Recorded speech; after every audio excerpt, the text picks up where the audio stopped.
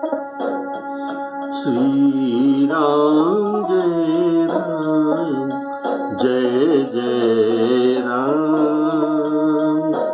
श्री राम जय राम जय जय राम। श्री राम जय राम जय जय राम।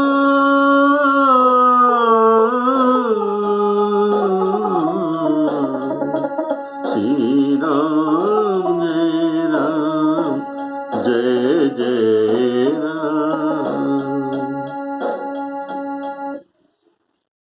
आदरणीय श्रोताओं, सबको राम राम कहकर आज का श्री रामचरितमानस में जो विवाह प्रसंग चल रहा है, उसी जो मणिमंडप की ओर आपको ले चलता हूं। पिछले एपिसोड में आपने जो सुने, कन्यादान हो गया, राम सीता जी का विवाह हो गया। कन्यादान होने के बाद अभी वर और कन्या सीताराम जी का जो भांवरी चल रहा है, बोलिए सियावर रामचंद्र की जय। और आकाश से पुष्पवृष्टि हो रहा है। जय धुनि बंदी वेद धुनि, मंगल गान निशान। सुनि हरसहि बरसहि विबुध, सुरतरु सुमन सुजान। श्यावर रामचंद्र की जय। हमारे फोटो के नीचे जो त्रिकोण चिन्ह है, उसको थोड़ा सा दबा देने से, टच करने से आपको नीचे आज का पारायण होने वाला सब चौपाई और दोहा आपको दिखाई देगा। तो आप अगर चाहे तो मेरे साथ भी पढ़ सकते हैं। बोलिए सियावर रामचंद्र की जय। अब वर और कन्या सुंदर भांवरी दे रहे हैं। सब लोग आदर पूर्वक उन्हें देखकर नेत्रों का परम लाभ ले रहे हैं। मनोहर जोड़ी का वर्णन नहीं हो सकता। श्री राम जी की और श्री सीता जी की सुंदर परछाई, उनके सुंदर परछाई, ये मणियों के जो खंभ थे, ये मणियों के खंभ में जगमगा रहे हैं, अर्थात उनका परछाई उन पर प्रतिबिंबित हो रहा है। मानो तो ऐसा सुंदर मनमोहक दृश्य उत्पन्न हो रहा है, मानो जितना मणि है उतना सीताराम की जोड़ी दिखाई दे रहा है। मानो कामदेव और रति बहुत से रूप धारण करके श्री राम जी के अनुपम विवाह को देख रहे हैं। उन्हें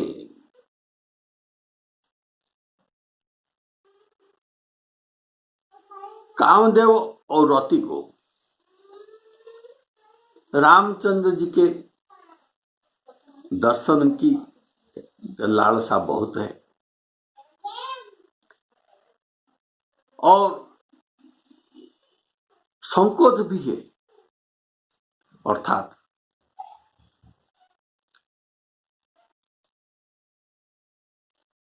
इसलिए उनके मन में जो लालसा है, सीताराम जी भांवरी दे रहे हैं और मणियों के मंडप में उनके छवि जगमगाते हैं। तब ये तो घूम रहे हैं, तो इसीलिए इनका छवि उन पर स्थिर होकर नहीं रहता, छिप जाता है, फिर प्रकट हो जाता है, छिप जाता है, फिर प्रकट हो जाता है।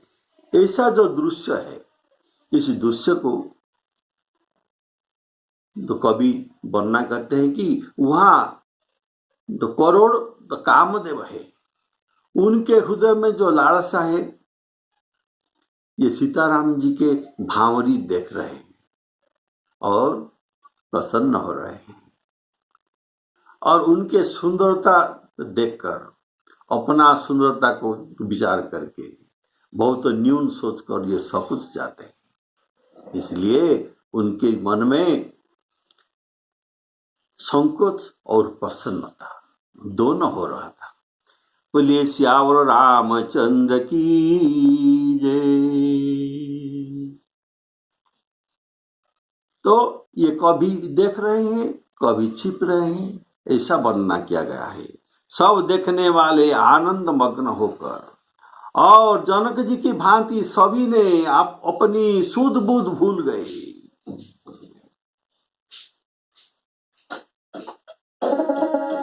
कुंवर कुंवर कुंवर कुंवारी कल कल सुंदर भांवरी देही, नयन लाभु सब सादर लेही। बरनी न जाई मनोहर जोरी,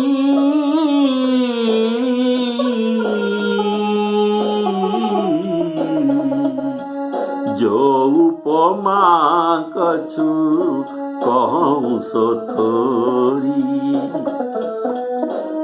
राम सिय सुंदर प्रतिछाही, जगमगात मणि खंबन माही। मनहु मदन रति धरी बहुरूपा,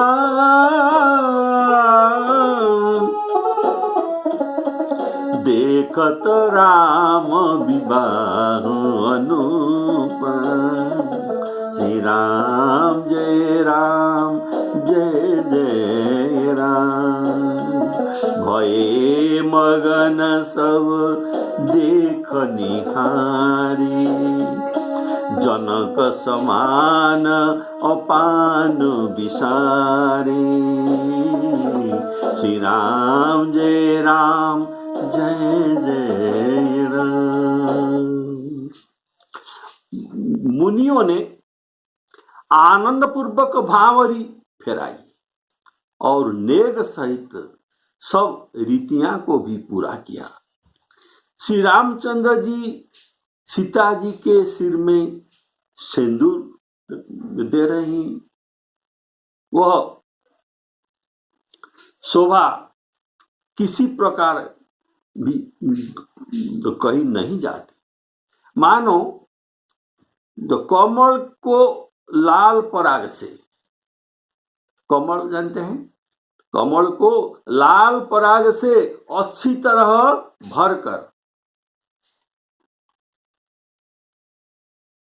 अमृत के लोभ से सांप चंद्रमा को भूषित कर रहा है, चंद्रमा को भूषित कर रहा है। यहां श्री राम जी के हाथ को तो कमल की उपमा दिया गया है, और सिंदूर को पराग रेणु, कमल का पराग रेणु का ये उपमा दिया गया है। श्री राम जी के श्याम भुजाओं को सांप की उपमा दिया गया है, सांप, और सीता जी का मुख को चंद्रमा की उपमा दी गई। बोले श्यावर रामचंद्र की जय।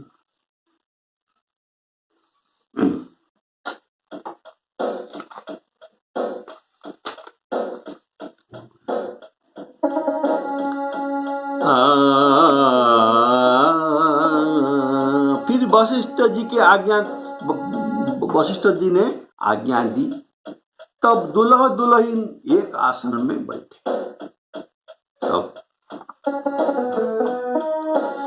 प्रमुदित मुनि न भावरी फेरी, नेग सहित सब रीति निवेरी। राम सिय सिर सिंदूर देहि,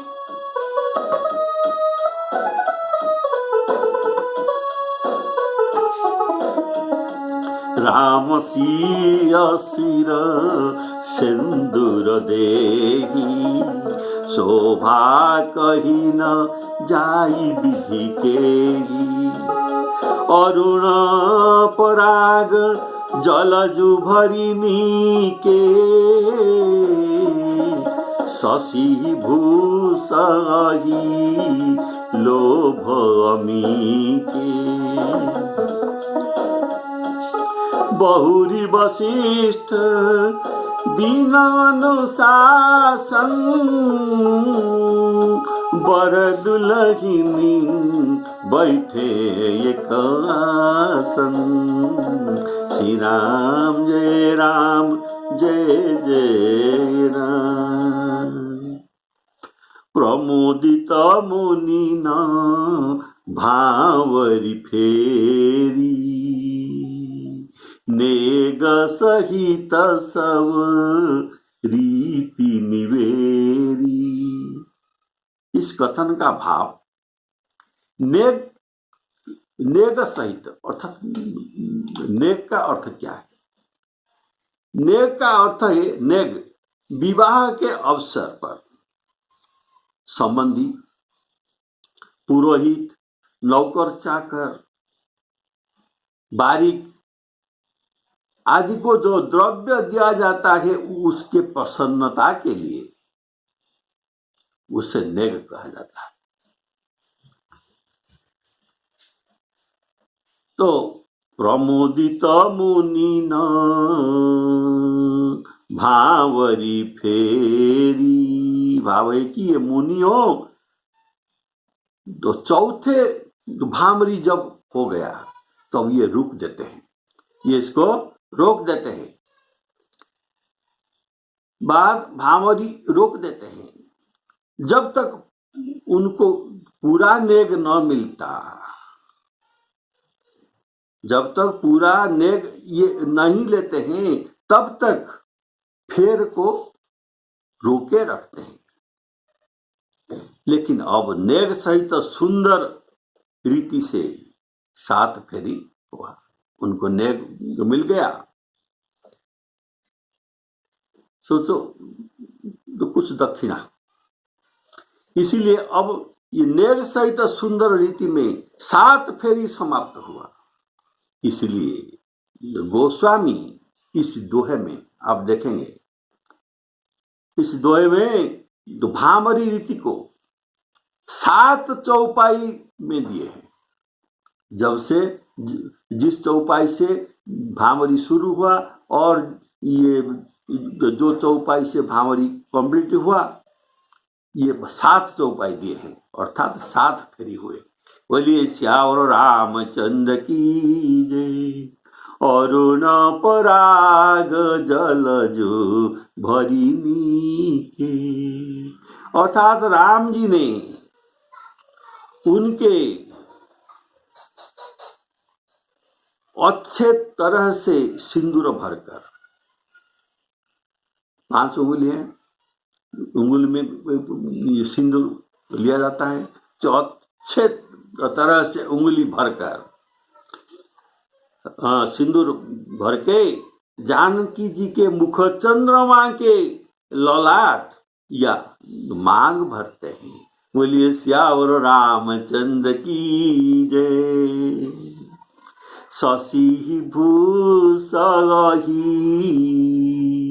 लोभ अमी के, इसका भाव है, अर्थात राम जी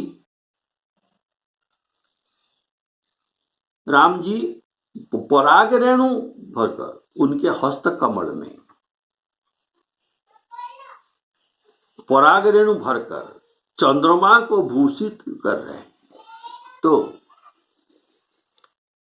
किस लिए भूषित कर रहे हैं? इनके कोई लाभ है? ये लाभ क्या है ना, चंद्रमा से अमृत पाने के लिए। चंद्रमा से अमृत भरा है, तो चंद्रमा से अमृत पाने के लिए। तो अमृत तो किस लिए? अमृत पाने से लोग मरते नहीं, ये अमर हो जाते हैं। ये अमृत पाने के लिए सीता जी के मुख चंद्रमा से अमृत पाने के लिए उनके मांग भरते हैं। बोलिए श्यावर रामचंद्र की जय। चंद्रमा को भूषित करते हैं तो इसीलिए चंद्रमा से अमृत पाने के लिए जब कमल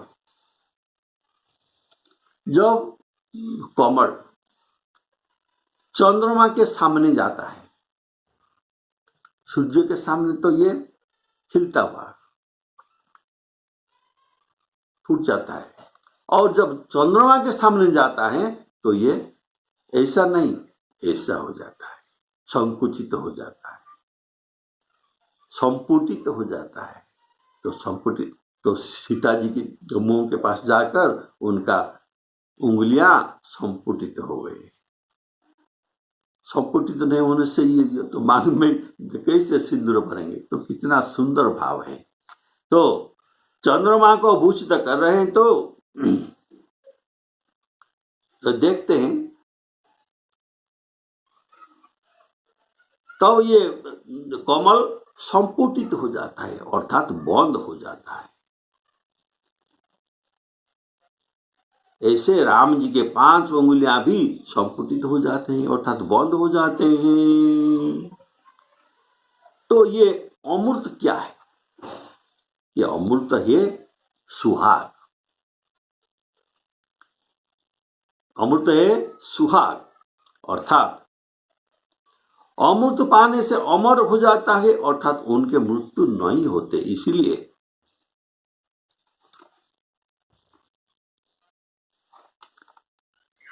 अर्थात उनके सुहाग बना रहता है। अर्थ है स्त्रियों के सुहाग बना रहता है, अर्थात ये अमृत के फल के स्वरूप स्वामी का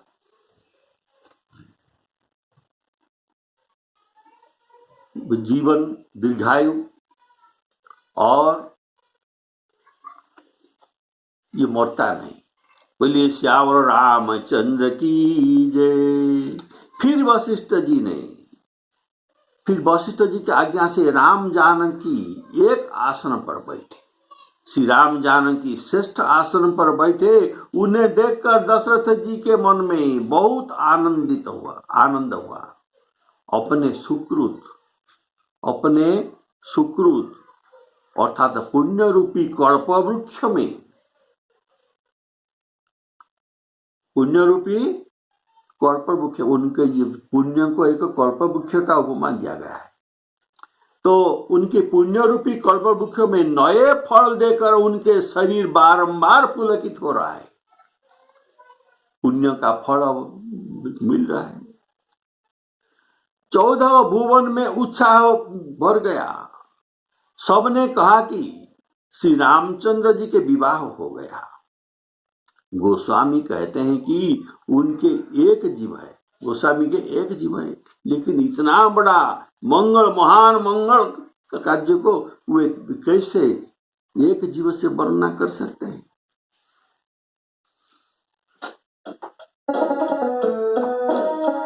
बैठे बरासन श्रेष्ठ आसन, बैठे बरासन राम जानकी, मुदित मन दशरथ भय। तनु पुलक पुनि पुनि देखी अपने, सुकृत सुरतरु फल नये। भरी भुवन रहाउ छाहु, भरी भवन रहाउ छाहु। राम विबाहु भा सबही कहा, केही भांति बरनी सिरात रसना, रसना जीव, केही भांति बरनी सिरात रसना, एक रसना एक यहु मंगलु महान। यहाँ सुकृत सुरतरु फल नय जो कहा गया, इसका भाव है, इसमें अति सुंदर भाव है। पहले जितना सुकृति लोग हुए हैं, दशरथ जी से पहले जितना सुकृति का माने पुण्यवंत लोग हुए हैं, सभी के कल्पतरु वृक्ष के 4 फल अर्थात धर्म, अर्थ, काम और मोक्ष ये प्राप्त हुआ है। इससे अधिक फल किसी को नहीं मिला। लेकिन दशरथ जी को के सुकृत कल्प वृक्ष में भी ये 4 फल के अतिरिक्त और एक फल मिला, 5 फल। तो ये 5 फल क्या है? एक नया फल मिला। ये नया फल का नाम है जानकी जी, जो कि सुकृत तरु का ये नया फल है। तब वशिष्ठ जी की आज्ञा पाकर जनक जी ने विवाह का सामान सजाकर मांडवी, सुतकीर्ति जी और उर्मिला जी को, ये तीनों राजकुमारियों को बुला लिए। कुशध्वज की बड़ी कन्या मांडवी जी को, जो गुण, शील, सुख और शोभा के रूप ही थी, राजा जनक ने प्रेम पूर्वक उन्हें भरत जी को ब्याह कर दिया। बोलिए श्यावर रामचंद्र की जय। तव जनक पाई वशिष्ठ आयसु, ब्याह साज संवारी के,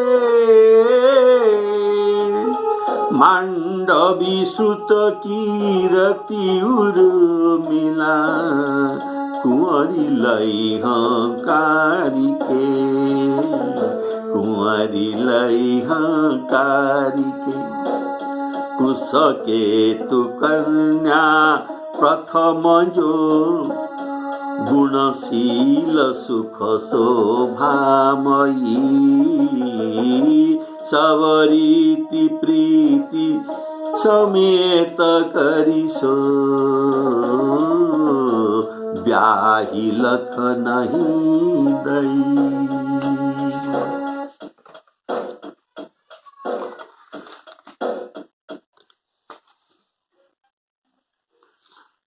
वशिष्ठ आय सुपाई के, यहाँ जो छंद में लिखा गया है वशिष्ठ आय सुपाई के, अर्थात जनकपुरवासी जब से चारों भाइयों को देखे, तब ये ब्रह्मा जी को प्रार्थना करते हैं कि जनकपुरी में चारों भाइयों के विवाह हो जाए। सुर नारी पसारी अंचल, विधि विनय सुनावही, ब्याही हऊ चारियो भाई यही पुरा, हम सुमंगल गावही, हम सुमंगल गावही। तो राजा जनक कैसे कहते कि मेरे 4 कन्याओं को ये 4 भाइयों के साथ विवाह हो जाए। ये तो कह नहीं सकते, लेकिन इनके मन की बात विश्वामित्र जी जान गए और वशिष्ठ जी के साथ सलाह करके ये 4 कन्याओं को सलाह करके जनक जी को ये प्रस्ताव दिया गया। इसी से ये और 3 कन्याओं को ये बुलाए। बोलिए सियावर रामचंद्र की जय। इसीलिए कहा गया है तब वशिष्ठ आय सुपाई के, उनके आदेश में उनको बुलाया गया। जनक जी के 2 भाई, जनक जी और उनके भाई ये कुश के केतु। बोलिए सियावर रामचंद्र की जय। जनक जी के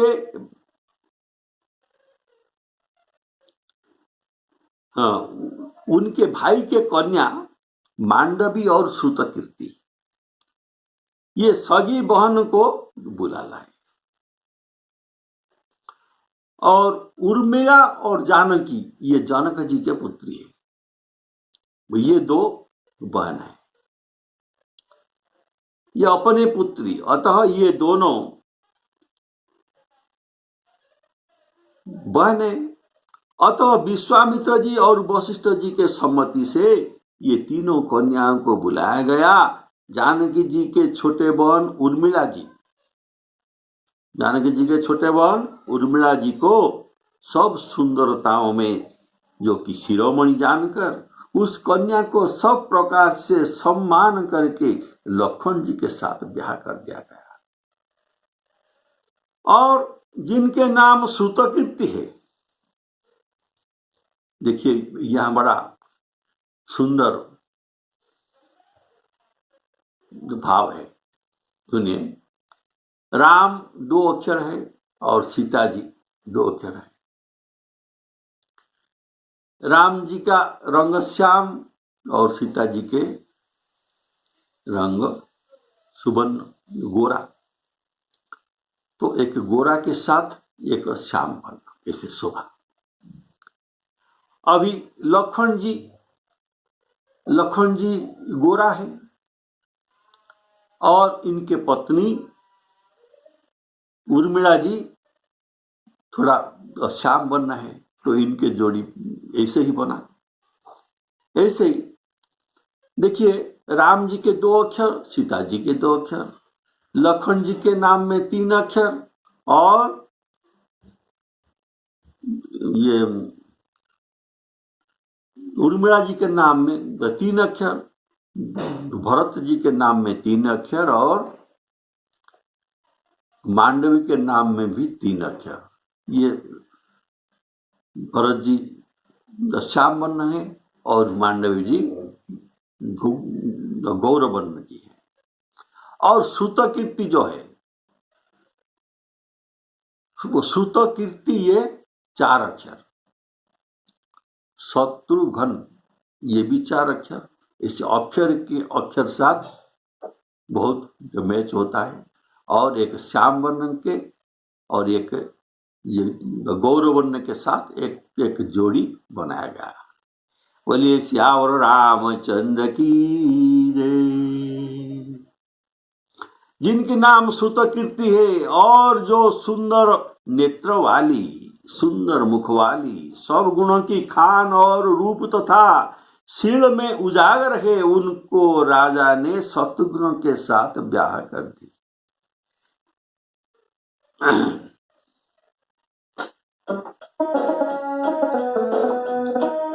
जानकी लघु भगनी सकल सुंदरी शिरोमणि जानिके सोतनयादिनी ब्याही लखनही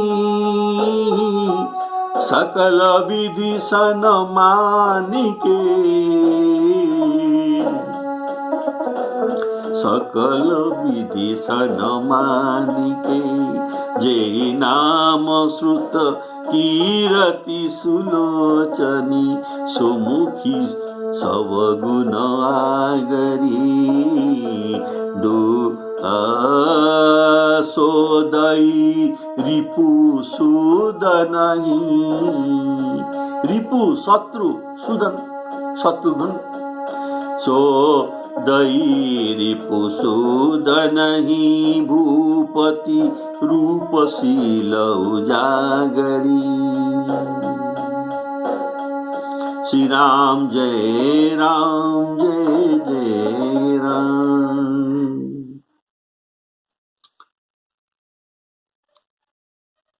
दूल्हा और दुल्हन परस्पर अपने अपने अनुरूप जोड़ी को देखकर सकुचाते हैं। उनको देखकर ये सकुचाते हैं, लाज, उनके मुख में लाज है, सकुचाते हैं। हृदय में हर्षित, लेकिन हृदय में बहुत हर्ष। सब लोग प्रसन्न होकर उनकी सुंदरता का सराहन करते हैं और देवगण पुष्प वर्षा कर रहे हैं। सब सुंदरी दुल्हन सुंदर दुल्हों के साथ एक ही मंडप ऐसे ही शोभा पा रहे हैं मानो जीव के हृदय में चार अवस्था। जीव के हृदय में चार अवस्था है, यथा जागृत अवस्था। हम अब जागृत अवस्था में सब कुछ बात करते हैं। स्वप्न अवस्था, ये भी एक जीव का अवस्था है। सुषुप्ति अवस्था है और तुरीय अवस्था है। ऐसे चार अवस्था जीव के हैं। तो जीव के चार अवस्था, जागृत, स्वप्न, सुषुप्ति और तुरीय, ये प्रत्येक अवस्था के एक एक स्वामी होते हैं। एक एक अवस्था के एक एक स्वामी होते हैं, उनको विभु कहा जाता है। विश्व, तेजस, प्राज्ञ और ब्रह्म, ये चार अवस्था के ये चार स्वामी है। तो चार अवस्था हुए, चार बहन दुल्हन और चार स्वामी अर्थात विभु हुए चार भाई। ये विश्व, तेजस, प्राज्ञ, ब्रह्म का अर्थ चार अवस्था के साथ उनके विभु भी है और ये बड़ा सुंदर दिखाई देते हैं। अपने चार स्वामियों विश्व, तेजस, प्राज्ञ, ब्रह्म सहित विराजमान हो।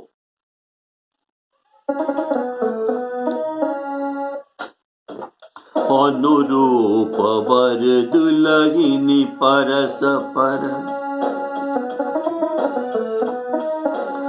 सकुचहिया हरसित भई। सब मुदित सुंदरता सराहहि सुमन सुरगन बरसहि। सुमन सुरगन बरसहि। सुंदरी सुंदर वरन सहसव एक मंडप राजहि।